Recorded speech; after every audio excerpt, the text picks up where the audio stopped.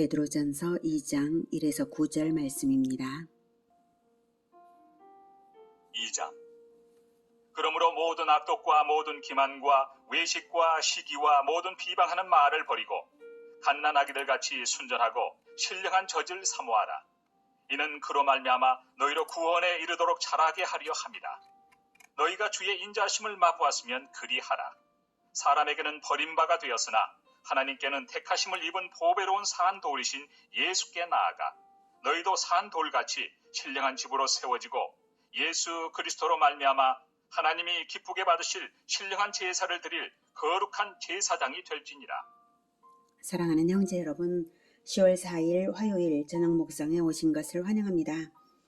1장에서는 이 땅에서는 나그네 인생을 살지만 썩지 아니할 시인 복음의 말씀을 받은 자들은 썩지 아니할 유업을 받은 자들이므로 진리를 순종해서 거짓이 없이 형제를 사랑하기에 이르렀으니까 마음으로 뜨겁게 서로 사랑하라 라고 당부했습니다. 그래서 이제 2장에서는 개인의 성결한 삶을 권면하며 개인의 성화를 이루어야 하는 공동체적 이유를 공동체로서의 이유를 가르쳐 줍니다. 먼저 1에서 3절은 개인의 성화를 위해 버려야 할 것과 가져야 할 것을 말합니다. 그러므로 모든 악독과 모든 기만과 외식과 시기와 모든 비방하는 말을 버리고 이런 것들을 버려야 합니다. 그럼 가져야 될 것은 무엇인가 하면 2절 갓난아기들 같이 순전하고 신령한 젖을 사모하라. 순전하고 신령한 젖 이것을 가져야 합니다. 하나님의 말씀을 사모하라는 것인데요. 말씀을 공급받아야만 그로 말미암아 너희로 구원에 이르도록 자라게 하려 함이라 라고 하셨어요. 말씀을 공급받아야만 구원에 이르도록 자라게 되기 때문입니다. 구원은 고정된 것이 아니라 성장의 과정을 거쳐서 자라나서 도달해야 할 생명의 상태인 것을 알 수가 있습니다. 구원을 받았다면 아기가 태어난 것처럼 구원이 출발된 거예요. 그리고 자라나서 성인이 되어서 예수 그리스도의 수준에 도달이 되도록 계속 자라나야 된다라고 하는 것입니다. 자라나고 있는 상태 그 자체가 중요합니다. 어떻게 예수님만큼 자라나냐 이걸 걱정할 게 아니라 아기들은 내가 어떻게 어른만큼 자라냐 걱정 안 하잖아요. 그냥 자라나죠. 열심히 신령한 젖을 사모하면서 그런 것처럼 신령한 젖을 간절히 사모하며 흡수하라 라고 하는 거죠. 그러면 자라납니다. 자라날 것을 걱정할 게 아니라 신령한 젖을 사모하라. 그러면 도달합니다.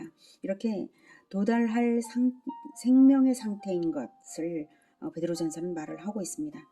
살아있는 것이기 때문에 구원은 생명이기 때문에 자라나야 생명인 거죠. 그리고 이제 진정 썩지 아니할 씨로 구원받은 것이 맞다면 주의 인자하심의 맛을 본 것이기 때문에 신령한 젖을 사모하게 될 것입니다. 썩지 아니할 씨로 구원받았다면 생명을 받았다면 생명이 있는 자는 간절히 젖을 먹기를 원하죠. 금방 태어난 아기는 젖을 먹기를 아주 간절히 원합니다. 똑같이 인자하심의 맛을 주의 인자하심의 맛을 봤다면 생명을 얻었다면 신령한 젖을 사모할 것입니다.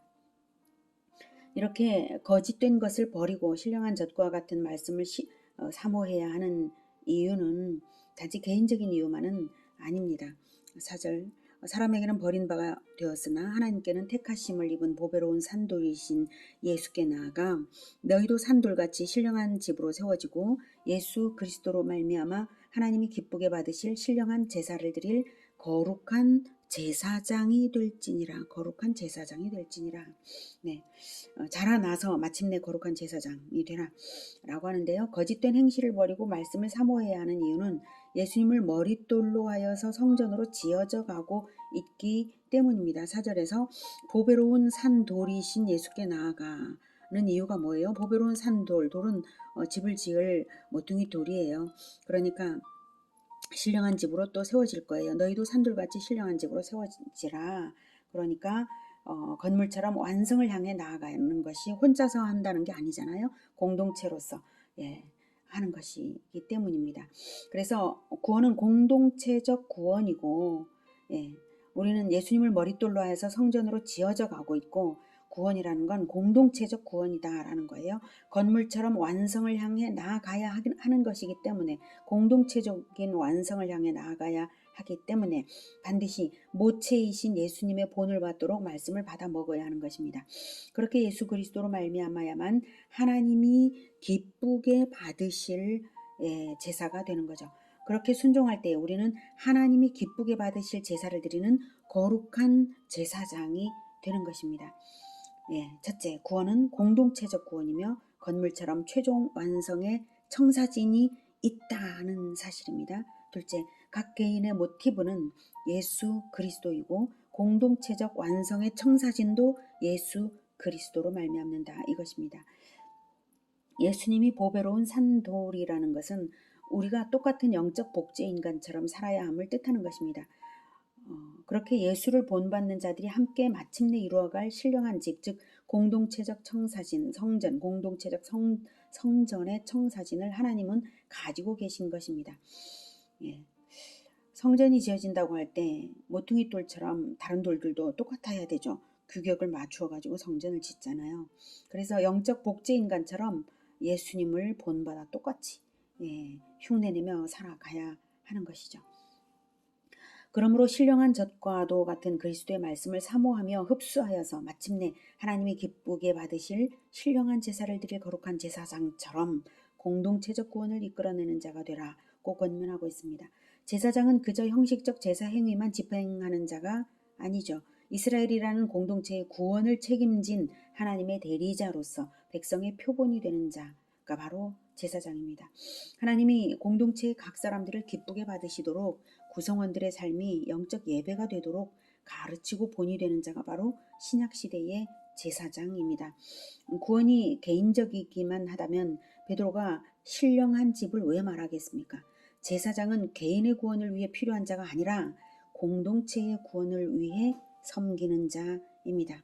사도 베드로가 제사장이 되라고 권하는 대상은 특정한 자들에게만 주는 권면이 아닙니다. 너희도 산돌같이 신령한 집으로 세워지고 예수 그리스도로 말미암아 하나님이 기쁘게 받으실 신령한 제사를 드릴 거룩한 제사장이 될지니라. 이 말은 분명히 그리스도인 대중을 향하여 주는 권면입니다.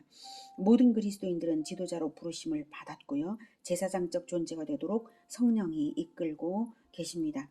구약시대에는 오직 제사장 가문만 제사장이 되었지만 신약시대에는 예수님께서 누구든지 아무든지 무제한으로 부르셨습니다. 다만 예수 그리스도를 따르는 자인데 자기를 부인하고 십자가를 짐지고 예수 그리스도를 따른다면 그들은 누구든지 아무든지 예수 제자, 즉 거룩한 제사장이 되는 것입니다. 모든 아기들은 젖을 먹고 자라나서 누구나 어른이 되고 누구나 결혼을 하고 가정을 이루어 부모가 됩니다. 그렇다면 예수님께서 두세 사람이 예수님의 이름으로 있는 그곳에 함께 하시겠다고 하신 공동체가 믿는 가정이 아니고 무엇이겠습니까? 모든 믿는 가정들은 하나의 나라이고 공동체가 있는 곳에는 반드시 지도자가 있는 법이죠. 그리고 예수님을 따르는 자들은 반드시 제사장적 존재인 것입니다. 그러니 산돌같이 신령한 집으로 세워지고 예수 그리스도로 말미암아 하나님이 기쁘게 받으실 신령한 제사를 드리는 거룩한 제사장이 적극적으로 되십시오. 나는 아니야, 난 아니야 이러지 마십시오. 사도 베드로가 누군가를 제외하고 말씀하신 것이 아닙니다. 자, 그런데 그러한 제사장 즉 공동체적 개척의 지도자가 되려고 할 때 필수적인 것은 모본을 잘 본받는 것인데요. 바로 제사장의 롤모델이 고난당하는 예수 그리스도이시고 공동체의 롤모델 역시 버림받는 예수 그리스도라는 사실입니다. 그것이 구약 성경에 이미 예언되어 있다고 6절부터 말하고 있습니다. 성경에 기록되었으되 보라 내가 택한 보배로운 모퉁이 돌을 시온에 두노니 그를 믿는 자는 부끄러움을 당하지 아니하리라 하였으니 그러므로 믿는 너에게는 보배이나 믿지 아니하는 자에게는 건축자들이 버린 그 돌이 모퉁이의 머릿돌이 되고 또한 부딪히는 돌과 걸려 넘어지게 하는 바위가 되었다 하였느니라. 그들이 말씀을 순종하지 아니함으로 넘어지나니 이는 그들을 이렇게 정하신 것이라. 네. 이 인용을 하고 있죠. 이 인용의 의미는 이 인용이 의미하는 오묘한 점은 예수께서 버림받았으므로 모퉁이 돌이 되실 수 있었다 라는 사실입니다. 하나님 나라 공동체의 건설을 성전 건축에 비유하여서 구약 이스라엘의 악한 지도자들에 의해 버림받은 그리스도가 바로 진정한 신약의 교회 공동체를 건설하는 모델 역할을 하는 모퉁이 돌이 되었다는 것입니다. 6절에 그를 믿는 자는 부끄러움을 당하지 아니하리라는 문자적으로는 급한 일을 당하지 아니하리라, 다급하게 되지 아니하리라는 말입니다. 돌연한 환란이 악한 지도자들에게는 있겠지만 구약의 예수 그리스도를 버린 그런 지도자들에게는 돌연한 환란이 실제로 있었죠. 그래서 주 70년에 예루살렘 성전이 파괴되고 예루살렘은 멸망했습니다. 이런 돌연한 환란이 악한 지도자들에게는 있겠지만 믿는 자들에게는 돌연한 환란으로부터 보호하심이 있다는 것입니다. 6, 7, 8절에 인용된 구약 성경 원문을 이제 보겠습니다. 인용에는 약간의 변형은 있어요. 이 원문은 이사야 28장 16절, 시편 118편 22절, 이사야 8장 14절인데요. 먼저 이사야 28장 16절을 보면 그러므로 주 여호와께서 이같이 이르시되 보라 내가 한 돌을 시온에 두어 기초를 삼았노니 곧 시험한 돌이요 귀하고 견고한 기초돌이라 그것을 믿는 이는 다급하게 되지 아니하리로다 라고 말했습니다. 여기서 시험한 돌이라는 말은 충분히 연단되어서 완성된 순금이나 감철처럼 자기 역할을 만족스럽게 완성해낼 모델 기초석이라는 뜻입니다. 여기서는 다급하게 되지 아니하리로다라고 돌연한 환란으로부터 믿는 자는 보호받는다는 의미를 분명하게 알 수 있도록 말하고 있어요. 이 구절의 의미는 앞뒤 구절을 함께 읽어서 맥락을 파악해야 더 이제 분명해집니다. 14절부터 보도록 하겠습니다. 14절부터 이러므로 예루살렘에서 이 백성을 다스리는 너희 오만한 자여 여호와의 말씀을 들을지어다. 너희가 말하기를 우리는 사망과 언약하였고 수월과 맹약하였은즉 넘치는 재앙이 밀려올지라도 우리에게 미치지 못하리니 우리는 거짓을 우리의 피난처로 삼았고 허위 아래에 우리를 숨겼습니다 하는도다. 그러므로 주 여호와께서 이같이 이르시되 보라 내가 한 돌을 시온에 두어 기초를 삼았노니 곧 시험한 돌이요 귀하고 견고한 기초돌이라. 그것을 믿는 이는 다급하게 되지 아니하리로다. 나는 정의를 측량줄로 삼고 공의를 저울초로 삼으니 우박이 거짓의 피난처를 소탕하며 물이 그 숨는 곳에 넘칠 것인즉 너희가 사망과 더불어 세운 언약이 패하며 수월과 더불어 맺은 맹약이 서지 못하여 넘치는 재앙이 밀려올 때에 너희가 그것에게 밟힘을 당할 것이라. 네, 이렇게 거짓되고 오만한 지도자들을 저주하며 그들 때문에 있게 될 우박과 물의 재앙으로부터 보호를 받는 것은 오직 시온의 여호와의 기초돌을 믿어 함께 지어진 견고한 시온 성전과 같은 공동체만이 보호를 받는다는 의미입니다. 다음 시편 118편 22절 건축자가 버린 돌이 집 모퉁이의 머릿돌이 되었나니 이는 여호와께서 행하신 것이요 우리 눈에 기이한 바로다. 네. 이 시의 맥락을 보기 위해 1절부터 보도록 하겠습니다. 읽지는 않겠고요. 9절만 보겠습니다. 1절 여호와께 감사하라. 그는 선하시며 그의 인자하심이 영원함이로다. 영원하신 인자함을 찬양하고 있어요. 6절 여호와는 내 편이시라. 내가 두려워하지 아니하리니 사람이 내게 어찌할까. 그래서 오직 여호와를 믿으면 구원하고 구원을 받고 사람은 나를 멸망시키지 못한다 라고 말하고 있습니다. 그래서 사람에게 버림받을지라도 두렵지 않은 것이죠. 8절 여호와께 피하는 것이 사람을 신뢰하는 것보다 나으며 쭉 노래하고 있습니다. 17절 내가 죽지 않고 살아서 여호와께서 하시는 일을 선포하리로다. 여호와께서 나를 심히 경책하셨어도 죽음에는 넘기지 아니하셨도다. 이렇게 부활이 암시되어 있고요. 21절부터 21절부터 건축자가 버린 돌이 집 모퉁이의 머릿돌이 되었나니 이는 여호와께서 행하신 것이요 우리 눈에 기이한 바로다. 그래서 그리스도를 보내셔서 그리스도가 버림받지만 부활을 통하여서 진정한 기초돌이 된다는 것을 말하고 있습니다. 그래서 이것이 여호와께서 행하신 것이요 너무 놀라운 사건이어서 그래서 우리 눈에 기이한 바로다. 너무나 기이한 모든 사람들의 눈에 너무나 기이한 일을 하나님께서 이루시는데 그것은 바로 버림받은 돌이 모퉁이의 머릿돌이 되는 그러한 사건이죠. 그리스도께서 버림받았지만 진정한 성전의 머릿돌처럼 되셨습니다. 이날은 여호와께서 정하신 것이라 이날에 우리가 즐거워하고 기뻐하리로다.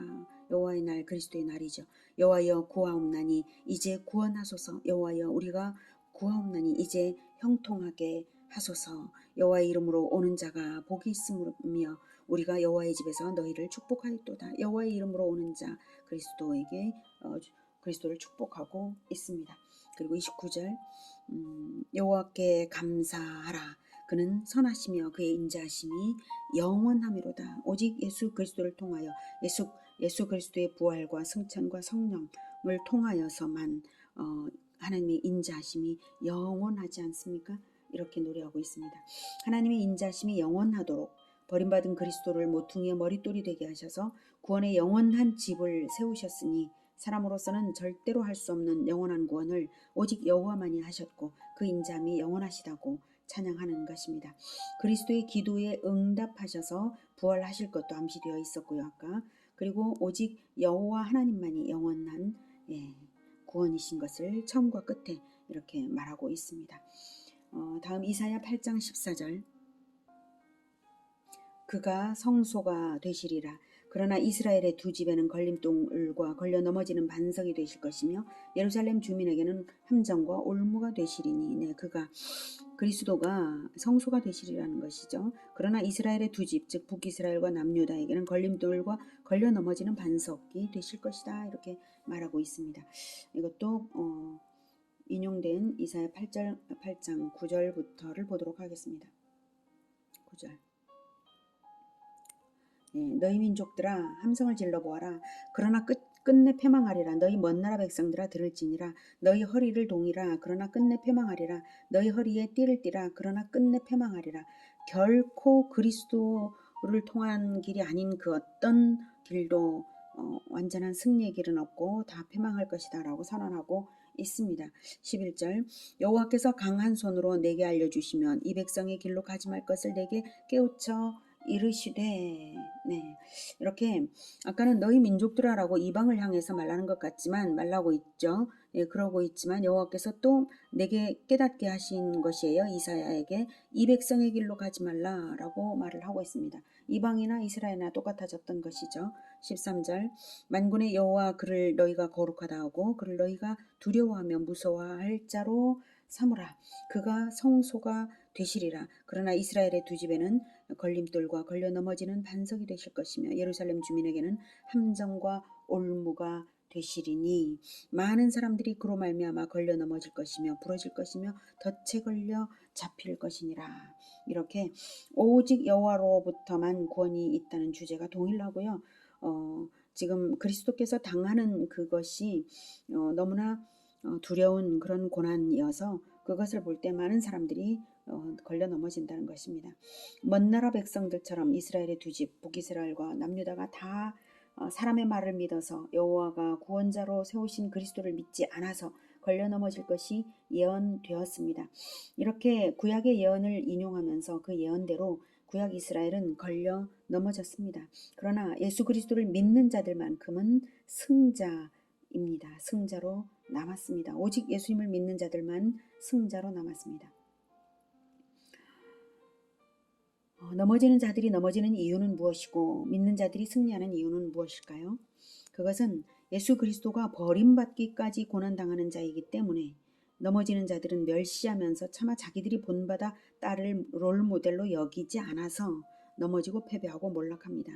그러나 믿는 자들이 승리하는 이유는 버림받기까지 고난당하는 그리스도를 롤모델로 삼아서 죽도록 충성하며 그리스도를 위하여 공동체를 이루어내기 때문입니다. 믿는 자들은 어둠 가운데서 자기를 불러내기 위하여서 그리스도께서 버림받기까지 고난당하신 것을 결코 무시할 수가 없습니다. 그래서 그리스도의 아름다운 덕을 자기가 선포하지 않을 수가 없습니다. 9절. 그러나 너희는 택하신 족속이요 왕 같은 제사장들이요 거룩한 나라요 그의 소유가 된 백성이니 이는 너희를 어두운 데서 불러내어 그의 기이한 빛에 들어가게 하신 이의 아름다운 덕을 선포하게 하려 하십니다. 어둠 가운데서 멸망 가운데서 버림받은 자들인 우리가 이제는 택하신 족속이요 왕같은 제사장들이요 거룩한 나라요 그의 소유가 되었는데, 그래서 우리를 선택하시기 위해서 예수님은 버림을 받으셨는데 우리를 천국의 기이한 빛에 들어가게 하신 분의 아름다운 덕을 선포하지 않을 수가 있나요? 그렇게 살라고 우리를 구원하신 것입니다.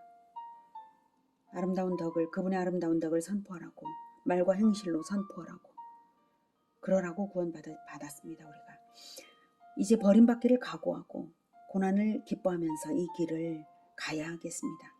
단 한 번이 아니라 예수님 오실 때까지 나 혼자가 아니라 공동체가 기이한 빛에 들어가게 하신 이의 아름다운 덕을 선포하도록 왕같은 제사장으로, 신령한 저절 간절히 사모하여 하나님의 말씀을 흡수하며 왕같은 제사장으로까지 우뚝 서는 우리 모두가 되기를 기원합니다. 기도하겠습니다. 하나님, 우리에게는 롤 모델이 있다는 것이 얼마나 감사한지요. 세상 사람들에게는 진정한 롤 모델이 없습니다. 구원에 이를 롤 모델이 없습니다. 그러나 우리에게는 구원에 이르는 롤 모델을 주셨으니 너무나 감사합니다.